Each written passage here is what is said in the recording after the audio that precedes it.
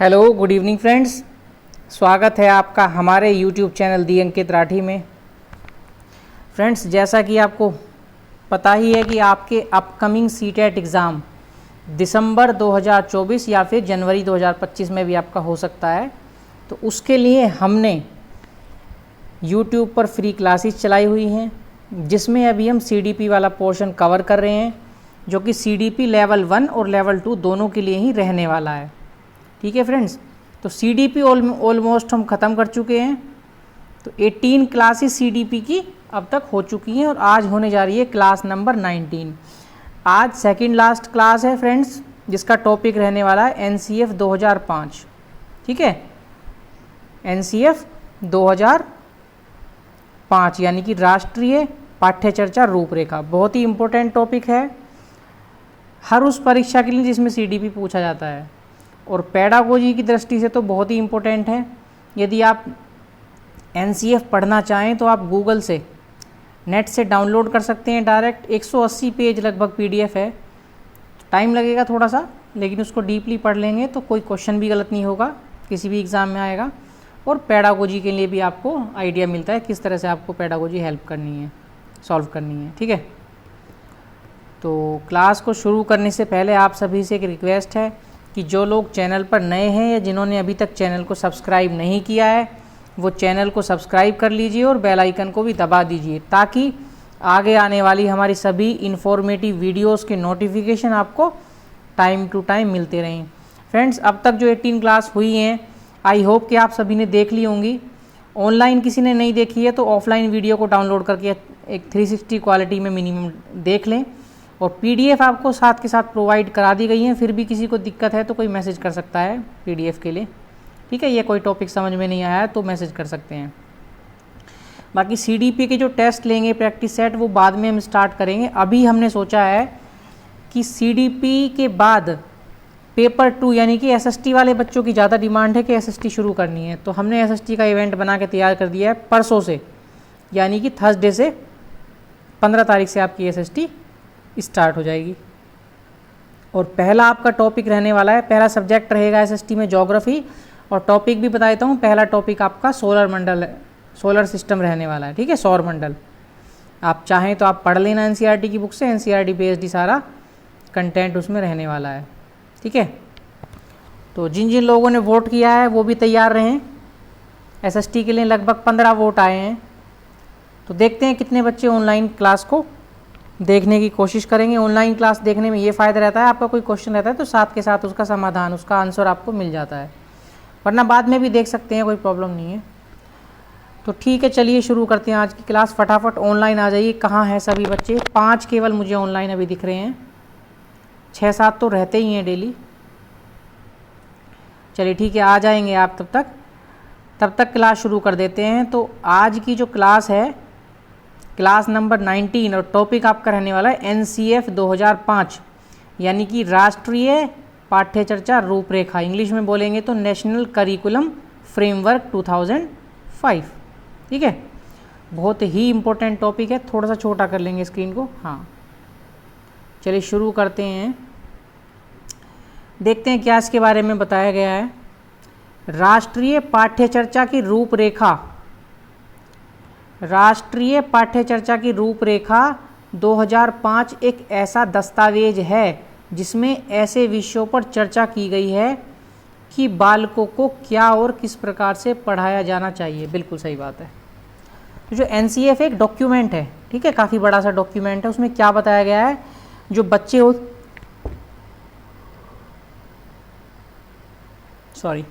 जो बच्चे होते हैं, छोटे बच्चे होते हैं, उनको क्या पढ़ाना चाहिए और किस तरह से उनको पढ़ाना चाहिए। ठीक है, क्या सब चीज़ें उनको पढ़ाना चाहिए और उनको पढ़ाने का तरीका क्या होना चाहिए, ये सभी चीज़ें एनसीएफ 2005 में बताई गई हैं। ठीक है, और इसके बारे में आगे पढ़ते हैं क्या दिया गया है।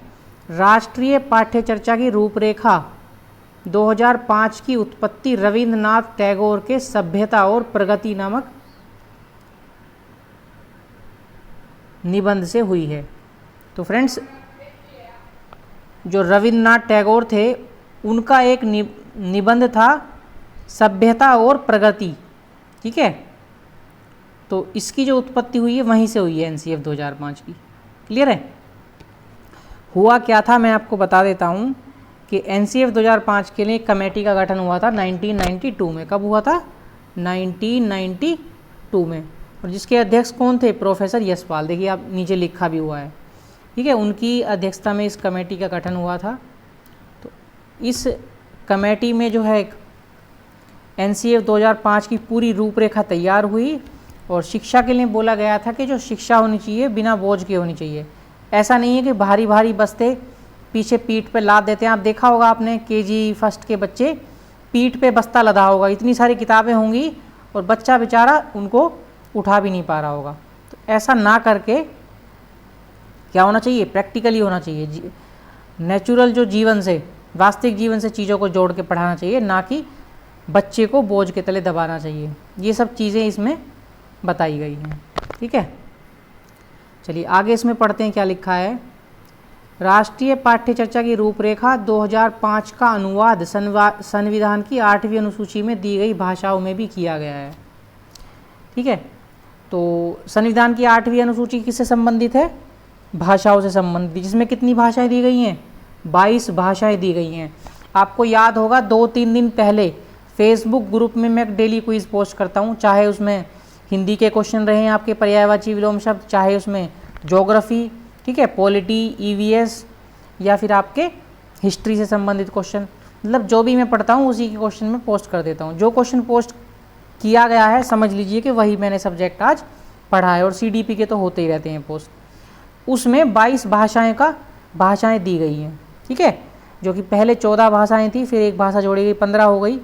15 के बाद फिर 3 भाषा जोड़ी गई, ठीक है, 18। और 18 के बाद लास्ट में फिर से 4 भाषाएं उसमें जोड़ी गई हैं।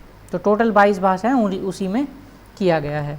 अब देखिए लिखा है एनसीएफ 2005 को प्रोफेसर यशपाल की अध्यक्षता में तैयार किया गया। मैंने बताया था ना आपको 1992 में एक कमेटी गठित की गई जिसके अध्यक्ष कौन थे? प्रोफेसर यशपाल। उन्हीं की अध्यक्षता में एनसीएफ 2005 को तैयार किया गया था, ठीक है।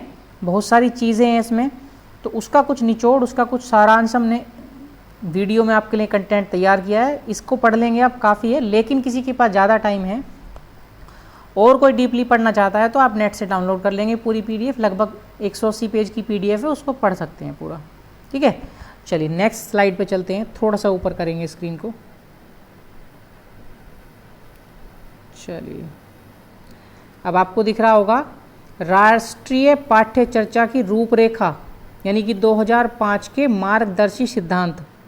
क्या क्या इसमें बताया गया है, इसके कौन कौन से सिद्धांत हैं उनके बारे में इसमें बताया गया है, ठीक है। चलिए उनको पढ़ते हैं। स्क्रीन ये जो है कंटेंट थोड़ा नेक्स्ट पेज पे चला गया है, तो उसको थोड़ा सा ऊपर कर लेंगे हम। तो कौन कौन से सिद्धांत इसके बताए गए हैं? पहला, ज्ञान को स्कूल के बाहरी जीवन से जोड़ना। सही बात है। जो बच्चे को पढ़ाया जाता है, ये नहीं है कि किताबी कीड़ा बना दिया बच्चे को, किताब में जो लिखा है पढ़ाते गए, नहीं। बच्चे को जो ज्ञान आप दे रहे हो, बच्चे को जो नॉलेज आप दे रहे हो, उसको बाहरी जीवन से जोड़ते हुए, ठीक है। आपके ज्ञान का क्या बेनिफिट है जब आपको समाज में रहने का, जीने का तरीका ही नहीं पता? तो जो भी आपको ज्ञान दिया जाए वो सामाजिक जो जीवन है आपका, बाहरी जो जीवन है, जो प्रैक्टिकल लाइफ है, उससे जोड़ के बच्चे को सिखाना चाहिए, ठीक है। पढ़ाई को रटन प्रणाली से मुक्त किया जाए। मान लीजिए आपको कोई कविता दे दी है, आपको क्वेश्चन दे दिया कि इसको रट के ले आओ, ठीक है। बच्चा रट के लिया है लेकिन बच्चे को उसका अर्थ नहीं पता, ठीक है। अर्थ बच्चे को पता होगा तो आप उससे 1 साल बाद भी पूछेंगे, 2 साल बाद पूछेंगे तो उसके समझ में आ चुका है वो क्या मतलब है। तो अपनी भाषा में, अपने शब्दों में बच्चा आपको बता सकता है ना। आपको कहानी के माध्यम से कोई चीज़ सिखाते हैं, बताते हैं, तो आप उसको बाद में भी आपको याद रहती है। तो ये नहीं है कि केवल रटवा दिया बच्चे को, नहीं, ऐसा नहीं करवाना है, रटवाना नहीं है। बच्चे को क्या करना है?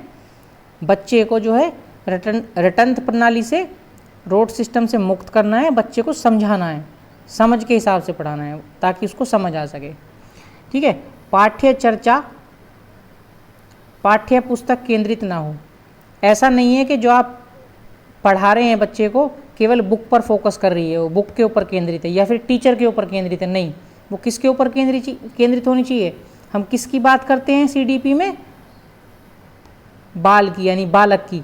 तो किसके ऊपर केंद्रित होनी चाहिए? बालक के ऊपर केंद्रित होनी चाहिए। ठीक है, जो भी हम पढ़ रहे हैं वो पाठ्य चर्चा बच्चे के ऊपर केंद्रित होनी चाहिए, चाइल्ड सेंटर्ड होनी चाहिए। ठीक है, चाइल्ड सेंटर्ड होगा तो ठीक है, टीचर सेंटर्ड है तो ठीक नहीं है।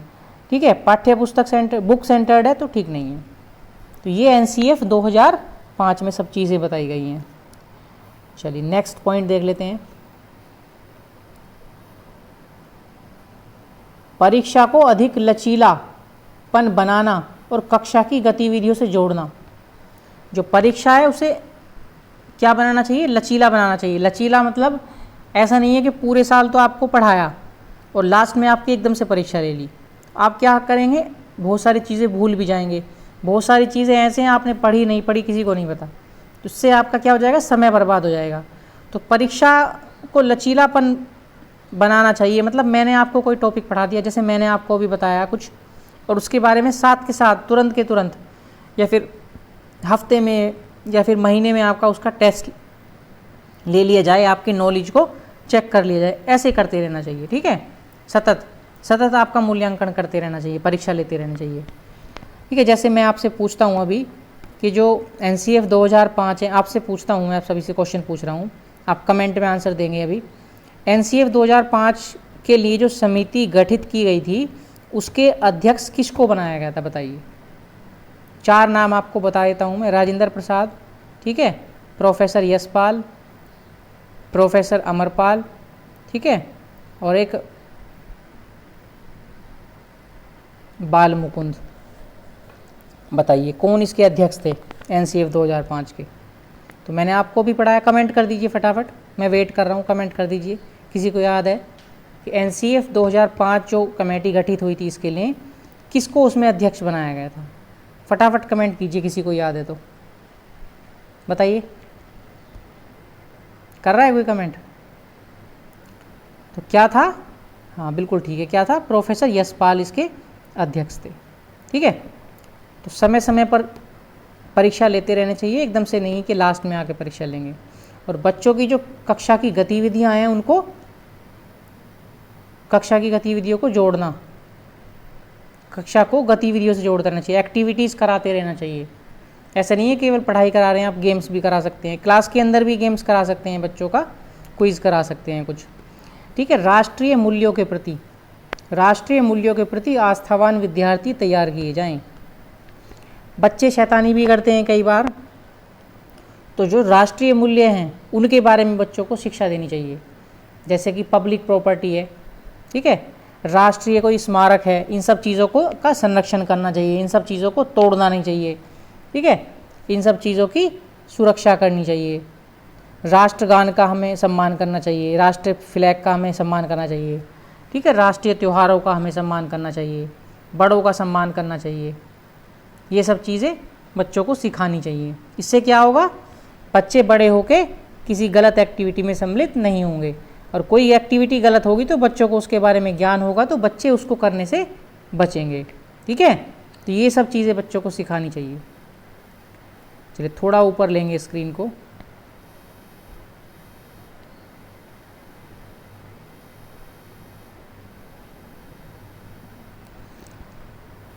देखिए क्या दिख रहा है आपको स्क्रीन पे? राष्ट्रीय पाठ्य चर्चा की रूपरेखा 2005 के प्रमुख सुझाव। तो जो एनसीएफ 2005 है उसमें कुछ सुझाव दिए गए हैं, कुछ सजेशन दिए गए हैं बच्चों के लिए। क्या सजेशन है? बालक सक्रिय, चाइल्ड एक्टिव है, थोड़ा सा गलत लिखा गया है, बालक सक्रिय होता है। ठीक है, सक्रिय होता है, वह स्वयं से जाने और सीखे और नई नई चीज़ों को आजमाए, जोड़ तोड़ करें, गलतियां करे और स्वयं सुधार करें। क्या कहना चाह रहा है? बच्चा सक्रिय होता है तो उसको स्वयं सीखने देना चाहिए, कुछ भी वो सीखे। ठीक है, नई नई चीज़ों को आजमाए, कुछ करे, कोई एक्टिविटी। जोड़ तोड़ करना है, जोड़ तोड़ करे। जैसे कोई क्विज़ आपके लिए दे दी है बच्चे के लिए, कोई एक्टिविटी जोड़ तोड़ करके कुछ बनाना है, ट्राइंगल बनाना है या फिर स्क्वायर बनाना है। ठीक है, गलती करता है तो करने दीजिए, क्योंकि गलती से भी बच्चा क्या करता है? सीखता है। और गलती करने के बाद उसमें कुछ सुधार करता है तो खुद से सुधार करने दीजिए। इससे क्या होता है? बच्चा और एक्टिव हो जाता है, बच्चा नई नई चीज़ें और सीखता है। ठीक है, बच्चे की जो है सीखने की जो कैपेसिटी है वो बढ़ती है, और बच्चे का इस चीज़ से इंटरेस्ट बढ़ता है, बच्चे की जो माइंड पावर बढ़ती है इससे। जब बच्चा खुद से करता है कोई गलती और खुद से उसका सुधार करने की कोशिश करता है, ठीक है, एक्टिव रहता है, तो उसको बच्चे को क्या करता है, क्या होता है, बच्चे को अच्छा लगता है, उसके अंदर विश्वास की भावना पैदा होती है। ठीक है, तो ये सुझाव दिया गया एनसीएफ 2005 के द्वारा। ठीक है, चलिए थोड़ा सा ऊपर लेंगे स्क्रीन को, देखिए और क्या लिखा है इसमें, थोड़ा बड़ा कर लेंगे अब। सीखना सक्रिय लर्निंग एक्टिव वह सामाजिक गतिविधि है। सीखना क्या होता है, एक्टिव लर्निंग होती है। ठीक है, लर्निंग एक्टिव लिखा गया, एक्टिव लर्निंग कर लेंगे इसको। सही सीधी सी बात है कि जब बच्चा कुछ अपने से खुद से सीखता है, कोई एक्टिविटी करता है, तो क्या हो जाता है, एक्टिव लर्निंग होती है, सीखना, उससे सीखता है। ठीक है, सामाजिक गतिविधि, समाज में रह के तो बच्चा सीखता है, घर पे माँ बाप के साथ, ठीक है, फैमिली के साथ, स्कूल में टीचर के साथ, अपने कलीग के साथ, ठीक है, सोसाइटी में अपने दोस्तों के साथ, सबसे क्या करता है बच्चा, इनसे सीखता है। चलिए नेक्स्ट पॉइंट देखेंगे, सीखने में यांत्रिकता बार बार नहीं होनी चाहिए। इसका क्या मतलब है, यांत्रिकता बार बार नहीं होनी चाहिए, मतलब एक ही चीज़ को बार बार रिपीट नहीं कराना चाहिए कि बार बार रिपीट करा रहे हैं तो बच्चा क्या होगा, उससे बोर हो जाएगा। ठीक है, एक ही चीज़ बार बार कराते रहेंगे, उसमें कुछ चेंजेस भी करते रहने चाहिए। ठीक है, चलिए नेक्स्ट स्टेप देखेंगे, सीखने को डर और अनुशासन यानी कि डिसिप्लिन की जगह आनंद एवं संतोष से जोड़ा जाए। ऐसा नहीं है कि सीखने के लिए बच्चा सिखा रहे हैं बच्चे को आप, तो वहाँ ज़्यादा डर बैठा दें बच्चे के मन में, या बहुत ज़्यादा अनुशासन डिसिप्लिन बना दे कि नहीं आप ऐसे करेंगे तो आपकी पिटाई हो जाएगी, आप बात करेंगे तो आपकी पिटाई हो जाएगी, पनिशमेंट मिलेगा। या फिर आपको डिसिप्लिन में रहना है, आपको बिल्कुल किसी से बात नहीं करनी है, हिलना भी नहीं है, तो बच्चा क्या करेगा, बच्चा थोड़ी ना कोई एक्टिविटी करेगा, नहीं, बच्चा तो चुपचाप हो जाएगा। कुछ सीखेगा ऐसे बच्चा, कुछ नहीं सीखेगा, तो उससे उसकी सीखने में बाधा उत्पन्न होगी।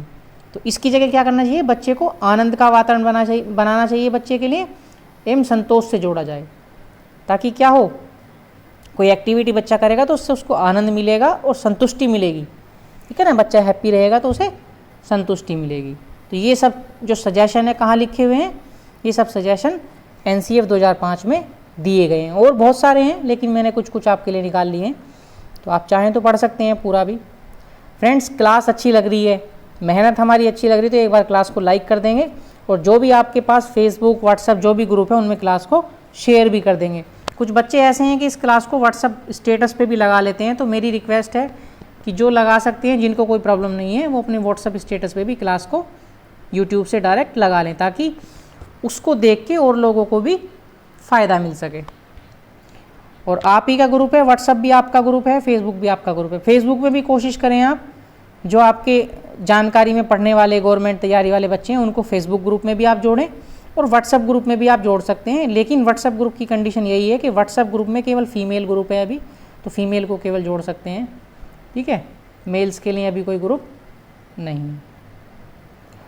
चलिए, और इसमें क्या लिखा हुआ है, बालक को स्कूल, घर, समुदाय आदि सब जगह महत्वपूर्ण माना जाए, मन जाए लिखा है, माना जाए, और उसकी भाषा, मदर टंग, संस्कृति को भी सम्मान दिया जाए। सही बात है, बालक को स्कूल में भी महत्वपूर्ण माना जाए, ठीक है, घर समुदाय में भी, घर में आसपास, और उसकी भाषा जो होती है बच्चे की मदर टंग, जो बच्चा शुरू से सीखता है, और उसकी संस्कृति, जिस संस्कृति से बच्चा बिलोंग करता है, चाहे वो हिंदू है, चाहे वो मुसलमान है, चाहे वो साउथ इंडियन है, किसी भी संस्कृति को मानता है, उसका सम्मान करना चाहिए।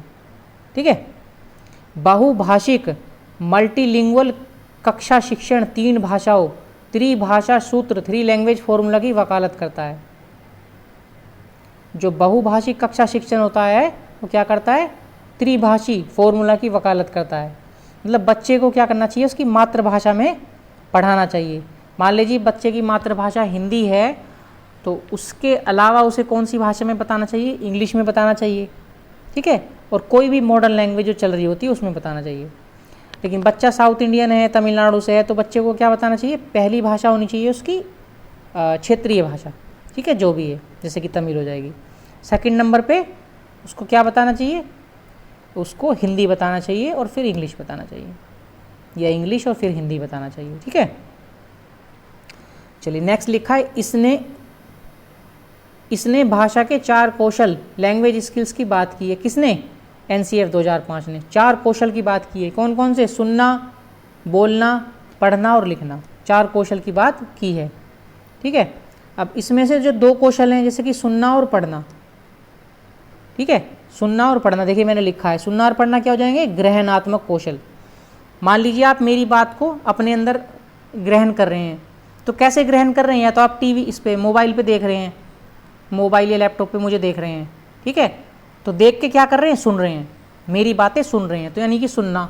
ठीक है, या फिर क्या कर रहे हैं आप, आपकी वॉल्यूम कम है, आपने वॉल्यूम कम की हुई, या फिर क्या कर रहे हैं, जो मैंने PDF तैयार की है इसको आप पढ़ रहे हैं, ठीक है, पढ़ना। तो सुनना और पढ़ना किस तरह के कौशल हो जाएंगे, इसमें से ग्रहणात्मक कौशल। ठीक है, ग्रहणात्मक कौशल। और बचता है फिर बोलना और लिखना, तो ये कैसे हो जाएंगे, ये अव्यक्तात्मक कौशल ये हो जाएंगे। ठीक है, 4 कौशल्स के बारे में NCF ने बात की है। किसी भी प्रकार की सूचना को ज्ञान मानने से बचा जाए। कोई सूचना है किसी भी प्रकार की, मान ली मैंने आपको कोई मैसेज दे दिया कि आज क्लास होगी आपकी शाम के 4:45 पे, 4:45 PM एवरीडे होती है, तो उसको ज्ञान नहीं मानना चाहिए, वो केवल एक सूचना है। ज्ञान कब होगा, जब मैं आपकी हेल्प करूँगा। ठीक है, मैं आपको अच्छे से समझाऊंगा पूरी सब चीज़ें इस पार्ट के बारे में, NCERT 2005 के बारे में कंप्लीटली आपको समझाऊंगा, बताऊंगा, वो ज्ञान होगा। तो ज्ञान के निर्माण में टीचर क्या करता है, हेल्प करता है। ठीक है, सूचना को ज्ञान नहीं मानना चाहिए, सूचना को ज्ञान मानने से बचना चाहिए। ठीक है, तो ये सब चीज़ें इसमें लिखी गई हैं। चलिए थोड़ा सा ऊपर करेंगे स्लाइड को।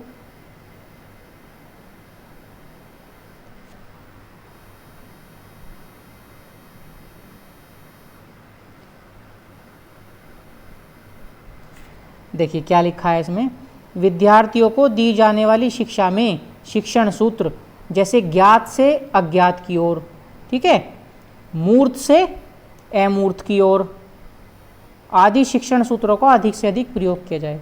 मतलब बच्चे को जब हम सिखाएंगे तो बच्चे को ऐसा नहीं है कि एकदम से नई चीज़ें हमें बता देनी, नहीं, बच्चे को हमें क्या करना है, ज्ञात चीज़ से अज्ञात की ओर सिखाना है। बच्चे को वहाँ से शुरू करना है जिसके बारे में बच्चे को जानकारी है, पहले से ही जानता है। इससे क्या होगा, बच्चे का इंटरेस्ट बनेगा और बच्चा जल्दी सीख जाएगा। यानी कि ज्ञात से अज्ञात की ओर। और क्या करना है, मूर्त से अमूर्त की ओर। मूर्त से अमूर्त की ओर का मतलब है कि जो चीज़ें बच्चे को सामने दिखाई देती हैं उनसे शुरू करके अमूर्त तक बताना चाहिए। ऐसे नहीं है कि पहले उसे काल्पनिक चीज़ों के बारे में बता दिया। जैसे बच्चे को बोल दिया 2 और जमा 2 कितने होते हैं, बच्चा सोचेगा कि 2 जमा 2, बच्चा नहीं कर पाएगा। लेकिन यदि आप ऐसे बताते हैं कि बच्चों बताओ 2 और 2, 2 जमा 2 कितने होते हैं, यानी बच्चे को दिख रहा है 2, फिर जमा 2, बच्चा बोल देगा 2 + 2 = 4, बोल देगा ना बच्चा, 2 + 2 = 4, बोल देगा कि नहीं बोल देगा। लेकिन जब आप अमूर्त तरीके से बच्चे से पूछ लेंगे कि 2 जमा 2 कितने होते हैं, तो बच्चा कई बार नहीं बता पाएगा। आप बता दोगे, हम बता सकते हैं, लेकिन छोटा बच्चा एकदम से नहीं बता पाता है। तो इस तरह से जब आप करते हो, इन सूत्रों का जब आप प्रयोग करते हो, तो बच्चा क्या करेगा, बच्चे को जो चीज़ पहले से पता है, ठीक है, तो उससे जोड़ते हुए बच्चा पढ़ेगा, उससे जोड़ते हुए जाएगा अमूर्त की तरह, तो बच्चा खुश होकर पढ़ेगा। ठीक है, हैप्पी मूड में पढ़ेगा। आपको दिख रहा है फोटो, वो लड़की क्या है, कितनी खुश है, बच्चा कितना खुश है। ठीक है, देखिए लिखा भी, एग्जाम्पल में भी लिखा है 2 × 2 = 4 तो बच्चा मतलब खुश हो जाएगा इस तरह से आप पढ़ाओगे तो। लेकिन बच्चे को पहले ही आपको हैंग कर दोगे 2 × 2 कितने होते हैं, बच्चा सोचेगा 2 × 2, उसको कुछ दिखाई नहीं दे रहा, तो बच्चा कर नहीं पाएगा, इरिटेट हो जाएगा, परेशान हो जाएगा। तो बच्चे को हैप्पी बनाना है। कैसे हैप्पी बनाएंगे, मूर्त चीज़ों से शुरू करना है, अमूर्त की ओर, ज्ञात से अज्ञात की ओर। ठीक है, चलिए आई होप आपको समझ में आ गया होगा। आपके लिए अच्छी अच्छी पिक्चर भी लगाई है PDF में, ताकि पढ़ने में भी मज़ा आए। और आई होप कि पढ़ने में आपको मज़ा आ रहा होगा। जो लोग पढ़ रहे हैं, ज़्यादा नहीं है, 5-6 लोग जो भी रोज़ाना क्लास लेते हैं, उनको पता होगा कि पढ़ने में वास्तव में कितना मज़ा आता है। और जो कंटेंट इसमें लिखा है, PDF में दिया गया है, बिल्कुल 1 नंबर है, कोई मिस्टेक नहीं है। और छोटी मोटी मिस्टेक भी हो सकती है, तो आप उसके लिए मुझे कमेंट या वो कर सकते हैं, सुझाव अपना दे सकते हैं, क्योंकि मैं भी भगवान नहीं हूँ, टीचर से भी कई बार हो जाती है। लेकिन मैंने अपने प्रयास से बेस्ट आपके लिए तैयार किया है। ठीक है, चलिए थोड़ा ऊपर चलते हैं, थोड़ा सा बड़ा कर लेंगे अब, ताकि इजीली आपको दिखे। हाँ, पनिशमेंट एंड रिवार्ड की भावना को सीमित किया जाए। ऐसा नहीं है कि बच्चे को आपने पनिशमेंट के नाम पे बहुत ही डरा दिया, या आपको रिवार्ड मिलेगा, रिवार्ड के लिए ही आपने बहुत ज़्यादा एक्साइटेड कर दिया। पनिशमेंट आर्थिक नहीं होना चाहिए, पैसे से संबंध नहीं होना चाहिए, और फिजिकल नहीं होना चाहिए, ताकि बच्चे को कोई परेशानी हो। जैसे बच्चे की पिटाई नहीं करनी है, ठीक है, बच्चे की पिटाई नहीं करनी है, बच्चे के लिए पैसे का कोई जो दंड उसको नहीं देना है, ठीक है। यहीं रिवार्ड की भावना आ जाती है। रिवार्ड बच्चे को किस तरह से देना, बच्चे को प्रोत्साहन दे सकते हैं, ठीक है, शाबाश बोल सकते हैं, ठीक है। उसमें बच्चे के जो रिवार्ड में मूल्य नहीं, वो नहीं होना चाहिए, मूल्य भावना उसके केवल रिवार्ड में होनी चाहिए, ठीक है। और अच्छा होता है कि एक बच्चे को सिंगुलर ना करके ग्रुप में रिवार्ड दिया जाए तो ज़्यादा अच्छा होता है। ये बात मैं आपको पहले भी पढ़ा चुका हूँ, ठीक है। लेकिन बच्चे को जो पनिशमेंट देना है वो व्यक्तिगत देना चाहिए, वो सबके साथ नहीं देना चाहिए। रिवार्ड दिया जाए तो ग्रुप में दिया जाए, वो ज़्यादा अच्छा होता है, ठीक है। और रिवार्ड जो बच्चे को दिया जाता है उसमें मूल्य नहीं छिपा होना चाहिए कि 10 रुपये की चीज़ है, 100 रुपये की है, 10,000 की, नहीं, केवल भावना छिपी होनी चाहिए। बच्चे को बोलते हैं कि शाबाश आपने बहुत अच्छा काम किया, तो बच्चा खुश हो जाएगा, वो भी उसके लिए एक रिवार्ड का काम करता है, ठीक है। नेक्स्ट पॉइंट देख लेंगे, सह शैक्षिक गतिविधियों में बच्चों के अभिभावकों यानी पेरेंट्स को भी जोड़ा जाए। पेरेंट्स को भी जोड़ा जाता है। सह शैक्षिक मतलब शिक्षा से संबंधित जो उसके साथ में चलने वाली एक्टिविटी बच्चों के अभिभावक को जोड़ा जाता है। पेरेंट टीचर मीटिंग कराई जाती है, ठीक है, स्कूलों में, कई स्कूलों में पेरेंट्स को बुलाया जाता है, कुछ एक्टिविटीज़ भी कराई जाती हैं, उनमें भी पेरेंट्स को जोड़ा जाता है, ठीक है। इस तरह का भी कुछ होना चाहिए। लेकिन ये सब चीज़ें रियल लाइफ में नहीं है, कहना नहीं चाहिए, लेकिन रियल लाइफ में आप देखेंगे विद्यालय में, किसी स्कूल में, चाहे वो प्राइवेट है चाहे वो सरकारी स्कूल है, कहीं नहीं होता है। बस ये केवल किताबों में है, पढ़ाने के लिए, सुनने के लिए, इंटरव्यू के लिए अच्छा लगता है, लेकिन वास्तव में ये सब कुछ चीज़ें अप्लाई कहीं नहीं होती, कोई भी देखने वाला नहीं है। तो एक लंबा समय लगेगा, मैं प्रयास करूँगा, मैं अकेले से तो कुछ होगा नहीं, आप प्रयास करेंगे, आप टीचर बनेंगे, ठीक है, आप सबको सिखाएंगे, तो धीरे धीरे सब कुछ सिस्टम बदलता जाएगा और ये सब चीज़ें अच्छी हो जाएंगी। लेकिन सबके प्रयास करने से होगा। आज जैसे मैं आपको बता रहा हूँ, आप अपने बच्चों को बताएंगे, अपने स्टूडेंट को बताएंगे, तो धीरे धीरे करके सब अच्छा होता चला जाएगा और एक टाइम आएगा सब कुछ ठीक हो जाएगा, ठीक है। चलिए, विशाल पाठ्यक्रम में मोटी किताबें शिक्षा प्रणाली की असफलता का प्रतीक है। बहुत लंबा जो सिलेबस बना दिया गया है स्कूलों में, बहुत मोटी मोटी किताबें हैं, इतनी मोटी मोटी किताबें हैं, उससे क्या होता है, बच्चे के बैग में भी वेट हो जाता है और बच्चा मेंटली भी प्रेशर में आता है। बहुत लंबा सिलेबस है, वो लास्ट तक ख़त्म ही नहीं हो पाता, और ख़त्म भी किसी तरह से हो गया तो बच्चा एग्ज़ाम के टाइम तक उसका रिवीजन तक नहीं कर पाता। तो इससे क्या होता है, बच्चा असफल हो जाएगा। बच्चे की क्या असफलता है, शिक्षा प्रणाली की असफलता का प्रतीक है। वो लिखा है शिक्षा प्रणाली की असफलता का प्रतीक है, बिल्कुल सही बात है। इसलिए बच्चों की किताबें संदर्भात्मक होनी चाहिए, कॉन्सेप्चुअल होनी चाहिए, बिल्कुल कॉन्सेप्ट उसके अंदर होनी चाहिए, ऐसा नहीं है फालतू की चीज़ उसमें भरी पड़ी हैं। और बच्चों के जीवन के अनुभव से रिलेटेड होनी चाहिए, जो बच्चों के जीवन का वास्तविक अनुभव है उससे संबंधित होना चाहिए, जो भी किताबों के अंदर होना चाहिए, ठीक है। ये एनसीएफ 2005 में बताया गया है। मानसिक स्तर एवं योग्यता के अनुसार पाठ्यक्रम का निर्धारण। ऐसा नहीं है कि बच्चा 5th क्लास में है लेकिन बच्चे को जो क्लास 10 का या क्लास 8 का चैप्टर है वो दे दिया गया है सिलेबस में, ऐसा नहीं होना चाहिए, जबकि ऐसा होता आ रहा है।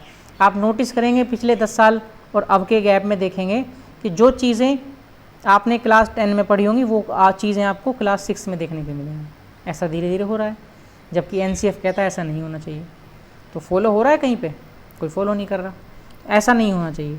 तो 5th क्लास का बच्चा है या 6th क्लास का बच्चा है तो उसी के लेवल के अनुसार पाठ्यक्रम होना चाहिए, उसी की योग्यता के अनुसार।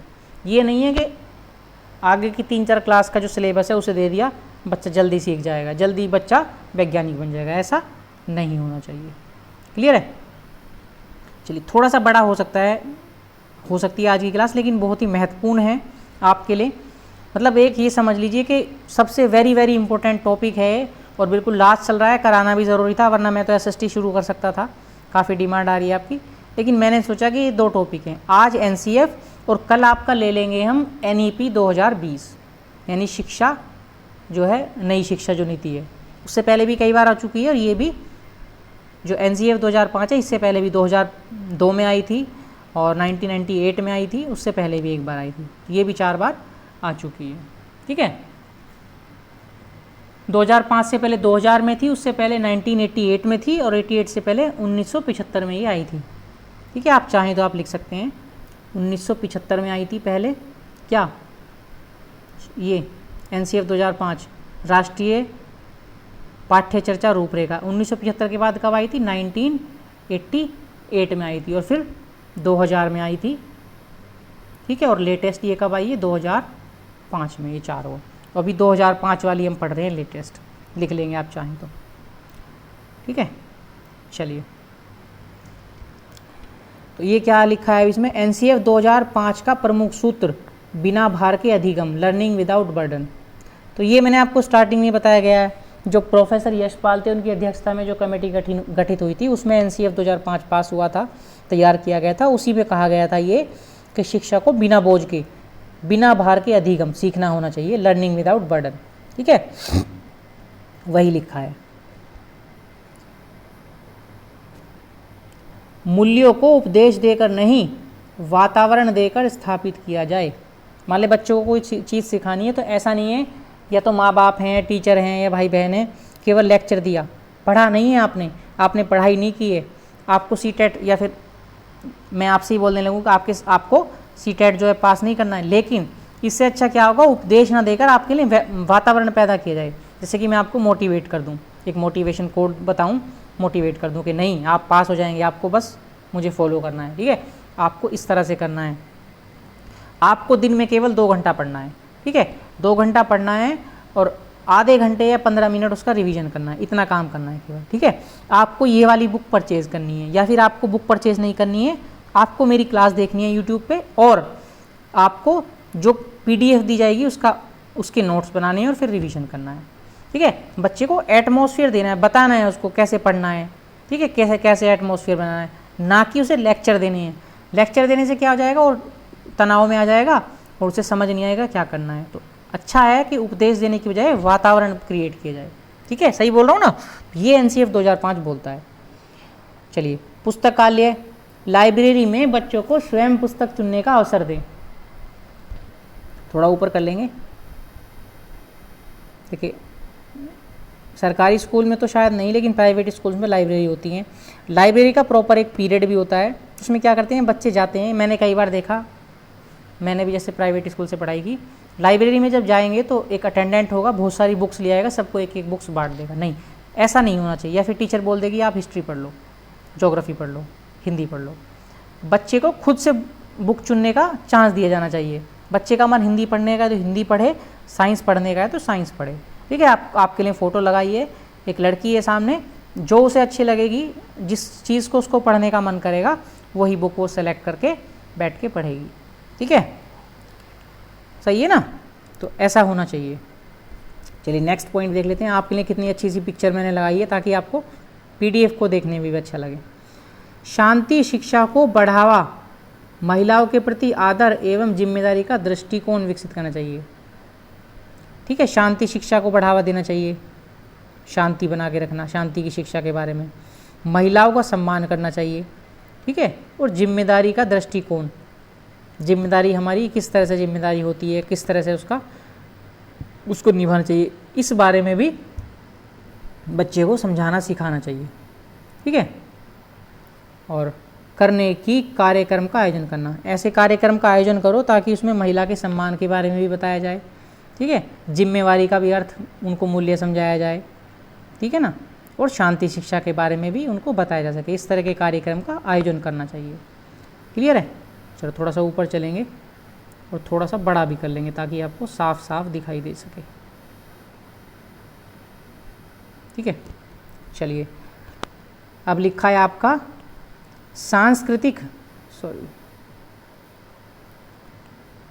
सांस्कृतिक कार्यक्रमों में मनोरंजन के स्थान पर सौंदर्य बोध, एस्थेटिक सेंस को बढ़ावा दें।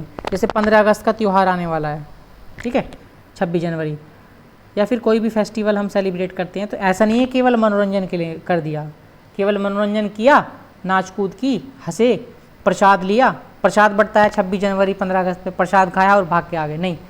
उसका महत्व भी बताना चाहिए, क्यों मनाया जाता है, क्या उसका रीज़न है, क्या उसका महत्व, तो उसके बारे में भी बताना चाहिए। तो इसीलिए लिखा है मनोरंजन के स्थान पर सौंदर्य बोध को भी बढ़ावा देना चाहिए, ठीक है। शिक्षकों को अकादमिक संसाधन व नवाचार, इनोवेशन आदि समय समय पर पहुंचाए जाएं। तो शिक्षकों के बारे में लिखा है, जब आप टीचर बन जाओगे तो टीचरों को क्या होना चाहिए, टीचरों को एकेडमिक संसाधन प्रोवाइड कराने चाहिए और नवाचार, नई नई इनोवेशन के बारे में भी उनको समय समय पर हेल्प देनी चाहिए टीचर्स के लिए। ठीक है, समुदाय यानी कि कम्युनिटी को मानवीय संसाधन ह्यूमन रिसोर्स के रूप में प्रयुक्त होने का अवसर दें। जो आसपास लोग रहते हैं, जो कम्युनिटी रहती है, उनको भी क्या करना चाहिए, उनको भी यूज़ करने का, एज अ ह्यूमन रिसोर्स उनको भी यूज़ करने का चांस देना चाहिए कि उनसे भी कुछ ना कुछ इस तरह का काम लिया जाए जो शिक्षा में हेल्पफुल रहे। ठीक है, नेक्स्ट पॉइंट देख लेंगे, बालकों के चहुमुखी विकास, ऑल अराउंड डेवलपमेंट पर आधारित पाठ्य चर्चा हो। ऐसा नहीं है कि बच्चे को केवल पढ़ने के लिए बुक दी है या फिर बच्चे को केवल किताबी ज्ञान पढ़ाया जा रहा है। बच्चे का हर तरह से विकास होना चाहिए, चारों तरफ से। बच्चे का मेंटली विकास भी हो रहा है पढ़ने से, बच्चे का फिजिकल विकास भी होना चाहिए, खेल कूद की एक्टिविटी, गेम्स का पीरियड भी होना चाहिए। ठीक है, मानसिक विकास भी होना चाहिए बच्चे को नैतिक मूल्यों के बारे में बताना चाहिए, नैतिक विकास भी होना चाहिए। बच्चे का सामाजिक विकास भी होना चाहिए, समाज में कैसे आपको रहना है, क्या समाज के नियम है।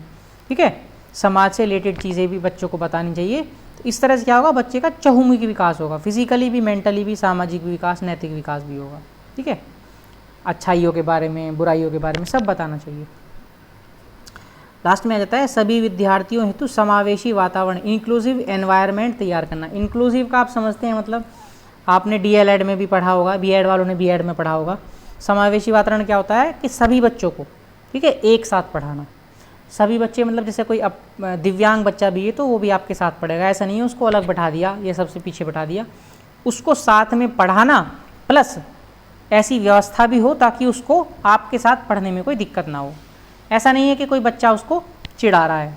ठीक है, ऐसा नहीं है कोई टीचर उसका क्या कर रहा है, लेबलिंग कर रहा है। उसकी लेबलिंग मतलब मैंने पहले भी समझाया है, उसको कोई नाम दे दिया है, लंगड़ा या कुछ इस तरह से नहीं। तो सबके साथ पढ़ाना चाहिए, अच्छे से एक समान व्यवहार करना चाहिए, और विद्यालय द्वारा या टीचर द्वारा सुविधा भी उसके लिए होनी चाहिए। बच्चा यदि विद्यालय में पढ़ रहा है, बच्चा थोड़ा चलने में दिक्कत है तो रैंप की व्यवस्था होनी चाहिए, व्हील चेयर की व्यवस्था होनी चाहिए। बच्चे के लिए मान ले दिव्यांग बच्चा है, पैर में प्रॉब्लम है उसके, तो उसके लिए अलग से वॉशरूम बनवाना चाहिए। ठीक है, जो भी प्रबंधन होना चाहिए वो प्रबंधन करना चाहिए। इसे बोलते हैं समावेशी वातावरण। ठीक है, इंक्लूसिव एनवायरनमेंट। चलिए, लास्ट टॉपिक आपका बचा है एनसीएफ 2005 के अकॉर्डिंग मैथ्स के ऑब्जेक्टिव। ठीक है, गणित के क्या उद्देश्य होते हैं उसके बारे में बताया गया है। चलो इसको भी पढ़ लेते हैं, थोड़ा बड़ा कर लेंगे। ये क्या होता है, इसके अनुसार प्राइमरी क्लास में मैथ्स का नेचर एकीकृत, इंटीग्रेटेड होना चाहिए। मतलब मैथ्स को भी जो है अन्य सब्जेक्टों के साथ मिला के पढ़ाना चाहिए। ठीक है, इंटीग्रेटेड, एकीकृत का मतलब है मिला के। जैसे कि आपने देखा है क्लास 5 तक साइंस, ज्योग्राफी ये सब नहीं होते, क्या होता है, ईवीएस होता है। ईवीएस के अंदर आपका पर्यावरण के बारे में होगा, ज्योग्राफी, भूगोल के बारे में, साइंस के बारे में सब होता है। मतलब एकीकृत, एक साथ हम चीज़ें पढ़ लेते हैं। वैसे भी जो मैथ्स पढ़ाते हैं तो वो भी एकीकृत, सब चीज़ों के साथ मिला के पढ़ाना चाहिए। ठीक है, मैथ्स को दूसरे सब्जेक्ट के साथ एकीकृत करके पढ़ाना चाहिए, वही मतलब लिखा हुआ है कि मैथ्स को भी और सब्जेक्टों के साथ मिला के पढ़ाना चाहिए। एनसीएफ 2005 इस बात पर भी बल देता है कि स्कूल गणित आधारित होना चाहिए, क्योंकि ये स्टूडेंट्स को गणित में अर्थपूर्ण, मीनिंगफुल समस्याओं को सॉल्व करने के लिए प्रोत्साहित करता है, और गणित में अमूर्त संकल्पनाओं को समझने के लिए यह मूर्त अनुभव कर लेंगे, इसको अनुभव उपलब्ध कराता है। सही बात है। तो ये कह रहा है कि जो स्कूल की जो एक्टिविटी हैं वो मैथ्स बेस्ड होनी चाहिए, उनमें मैथ्स का भी यूज़ होना चाहिए। जैसे मान लीजिए गेम ही मैं करा रहा हूँ, कोई आपको गेम का पीरियड करा रहा हूँ, तो जैसे हो जाएंगे कि 5 बच्चे इस टीम में आ जाएंगे और 5 बच्चे इस टीम में आ जाएंगे। ठीक है, तो 5 और 5 टोटल कितने बच्चे हो जाएंगे, 10। तो क्या यूज़ हो रहा है इसमें, मैथ्स का यूज़ हो रहा है। बच्चे गेम खेल रहे हैं, उसमें पॉइंट मिल रहे हैं, बच्चे को 1 पॉइंट मिला, फिर 1 पॉइंट मिला, तो उसमें क्या गणित का यूज़ हो रहा है, हम जोड़ रहे हैं। ठीक है, जोड़ने वाली एक्टिविटीज़ में हो रही है। तो गणित आधारित एक्टिविटी होनी चाहिए, और जिससे क्या होता है, समस्याओं के समाधान में करने में भी आसानी रहती है। ठीक है, गणित का हर जगह यूज़ होता है, ऐसा थोड़ी ना केवल मैथ्स में, सामाजिक जीवन में बहुत सारी चीज़ों में गणित का यूज़ होता है। ठीक है, थोड़ा सा ऊपर लेंगे स्क्रीन को। NCF 2005 5 विधियों पर जोर देता है। जो NCF है 2005, राष्ट्रीय पाठ्यचर्या रूपरेखा, नेशनल करिकुलम फ्रेमवर्क, क्या करता है? 5 विधियों पर जोर देता है। पहली कौन सी है? करके सीखना, लर्निंग बाय डूइंग। मान लिया कोई आप सीख रहे हो कोई चीज़ें, तो बेहतर होगा कि उसका प्रैक्टिकल करके सीखो, ठीक है, तो ज़्यादा अच्छा होता है। करके सीखना बहुत अच्छा, उससे आपको इफेक्ट पड़ता है, बहुत जल्दी आप सीख जाते हैं। निरीक्षण विधि, इंस्पेक्शन मेथड, निरीक्षण करके सीखना। परीक्षण विधि, टेस्ट मेथड, ठीक है। सामूहिक विधि, कलेक्शन लो। और नंबर 5 पे आप कहती है मिश्रित विधि, मिक्स्ड मेथड। तो इन 5 मेथड पे क्या करता है? NCF जोड़ देता है कि इन 5 विधियों के द्वारा बच्चे को सीखना सिखाना चाहिए, ठीक है, बच्चे को सीखना चाहिए, सिखाना चाहिए। चलिए, ये आपकी क्लासरूम का फोटो आ जाता है, थोड़ा सा छोटा कर लेंगे इसको, अब आपको दिखेगा नहीं शायद।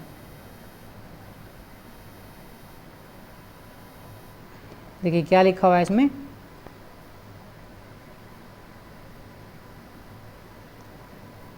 ये लिखा है NCF 2005 में शिक्षक के प्रति दृष्टिकोण शिक्षक ज्ञान का स्रोत नहीं अपितु एक सुगमकर्ता, एक फैसिलिटेटर है जो सूचना को अर्थ या बोध में बदलने की प्रक्रिया में विविध उपायों द्वारा बच्चों हेतु सहायक हो। देखिए मैंने स्टार्टिंग में बता दिया था कि जो टीचर होता है, कोई भी टीचर होता है, वो क्या करता है? ज्ञान का स्रोत नहीं होता उसके लिए क्या होता है, बल्कि एक सुगमकर्ता होता है। सुगमकर्ता मतलब फैसिलिटेटर। इसलिए आजकल टीचर को क्या कहा जाता है? फैसिलिटेटर कहा जाता है, सुगमकर्ता। वो आपको हेल्प करता है, आपको ज्ञान की प्राप्ति के लिए हेल्प करता है, ठीक है। जो क्या करता है? सूचना को देता है टीचर, तो सूचना को अर्थ या उसके मीनिंग, बोध में बदलने की प्रक्रिया में विविध उपाय द्वारा बच्चों हेतु सहायक होता है, ठीक है। वो केवल सहायता करता है किसी सूचना को ज्ञान में बदलने के लिए। वो एक सुगमकर्ता, फैसिलिटेटर का कार्य करता है, उसको ज्ञान का स्रोत नहीं समझना चाहिए। ये NCF 2005 में कहा गया है, ठीक है। आई होप कि आपको दिख रहा होगा, इसलिए फ़ोटो मैंने लगाया है कि ये टीचर है और ये सामने बच्चे बैठे हैं। तो इनको क्या कर रहा है? इनको ज्ञान प्राप्त करने में हेल्प कर रहा है केवल टीचर, ठीक है, इसलिए ये फ़ोटो लगाई हुई है। आई थिंक लास्ट टॉपिक है आपका ये, हाँ लास्ट पॉइंट लिखे हैं। NCF 2005 के अकॉर्डिंग माध्यमिक स्तर पर सोशल साइंस और EVS के प्राथमिक उद्देश्य। जो NCF 2005 कहता है कि जो माध्यमिक स्तर पर है, क्लास 6 से, सामाजिक विषय आपका और आपकी साइंस, विज्ञान और आपका पर्यावरण, इनके जो प्राथमिक उद्देश्य क्या होते हैं। नंबर 1 हम पढ़ेंगे, राष्ट्र के समक्ष सामाजिक आर्थिक चुनौतियों की समझ विकसित कर सके। जो राष्ट्र के लोग हैं उनके समक्ष सामाजिक चुनौतियाँ आ जाती हैं, जैसे कई बार अलग अलग धर्म के लोग हैं आपस में झगड़ा करने लेते हैं, तो उन सब चीज़ों से हमें बचना है, ठीक है। चुनौतियाँ तो होती हैं कि अलग अलग जाति के लोग लड़ने लग जाएंगे, अलग अलग धर्म के लोग किसी मुद्दे पर लेकर लड़ने लग जाएंगे, तो इसे क्या है? ये चुनौती के रूप में देखा जाता है। तो चुनौतियों की उनको समझ विकसित करनी चाहिए, कि समझ उनको विकसित होगी पहले ही बच्चों को, तो उससे क्या होगा? बाद में किसी प्रकार का कोई झगड़ा या किसी प्रकार की कोई परेशानी नहीं होगी। प्राकृतिक और सामाजिक वातावरण के परस्पर संबंध पर बल देते हुए वातावरण की समग्र समझ विकसित करना। पर्यावरण के बारे में बताना चाहिए, पर्यावरण के महत्व के बारे में बताना चाहिए, पेड़ों के बारे में बताना चाहिए कि पेड़ हमारे लिए कितने महत्वपूर्ण हैं। पेड़ों से हमें क्या मिलता है? फल मिलता है, फूल मिलता है, ठीक है, मेडिसिन मिलती है, ऑक्सीजन मिलती है, छाया मिलती है पेड़ों से, ठीक है। पेड़ों को नहीं काटना चाहिए, पेड़ हमारे लिए बहुत महत्वपूर्ण है। समय समय पर पेड़ लगाने चाहिए, और किसी वजह से किसी पेड़ को काटना ही पड़ रहा है, एक पेड़ के बदले 10 पेड़ लगाओ। तो सामाजिक और प्राकृतिक जो वातावरण है उनका संबंध बताते हुए उनके महत्व को भी बच्चों को बताना चाहिए, ठीक है। साइंस के कॉन्सेप्ट को जानने के लिए एक्टिविटीज़ और एक्सपेरिमेंट करना। साइंस के बारे में कोई किसी कॉन्सेप्ट के बारे में बताया है तो कोशिश करो कि उसकी जो एक्टिविटीज़ करा दो लैब में, उसका जो एक्सपेरिमेंट है वो करा दो। उससे क्या होगा? बच्चा अच्छे से और बिल्कुल रियल तरीके से बच्चा सीख जाएगा, ठीक है। और लास्ट में लिखा है सुपरिचित अनुभवों के आधार पर साइंस के कॉन्सेप्ट को सीखना। सुपरिचित अनुभव का मतलब है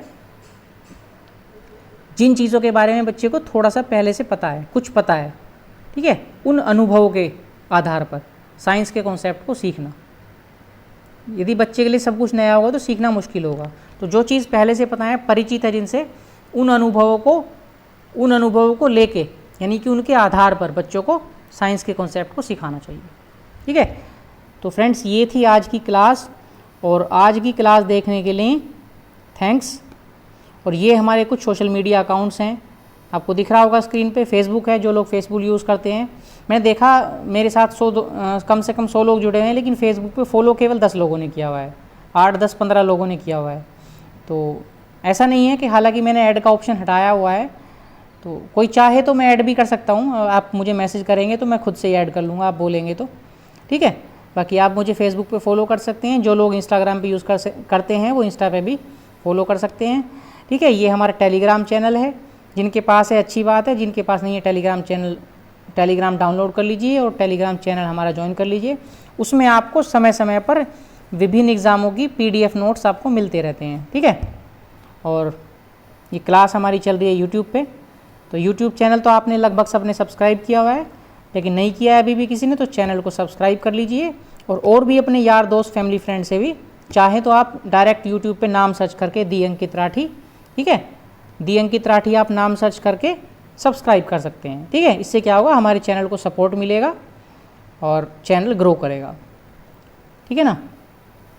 तो आपका कोई सजेशन या सुझाव है NCF से संबंधित या किसी और क्लास से संबंधित, तो आप हमें डायरेक्ट मैसेज कर सकते हैं, ठीक है, कमेंट कर सकते हैं, आपका समाधान कर दिया जाएगा। चलिए मिलते हैं फिर एक नई क्लास में। कल आपकी लास्ट क्लास होने वाली है NEP 2020, इसको आप अच्छे से रिवाइज़ करें, पढ़ें, ठीक है। इसके बारे में कोई क्विज़ होगी तो मैं आपको फेसबुक पे पोस्ट कर दूंगा, अपडेट कर दूंगा। मिलते हैं कल फिर NEP 2020 वाले टॉपिक के साथ। तब तक आप लोग अपना ध्यान रखिए, ठीक है, मस्त रहिए, स्वस्थ रहिए और अपनी पढ़ाई को कंटिन्यू करते रहिए, अपना रिवीजन करते रहिए। Bye bye, take care, thank you.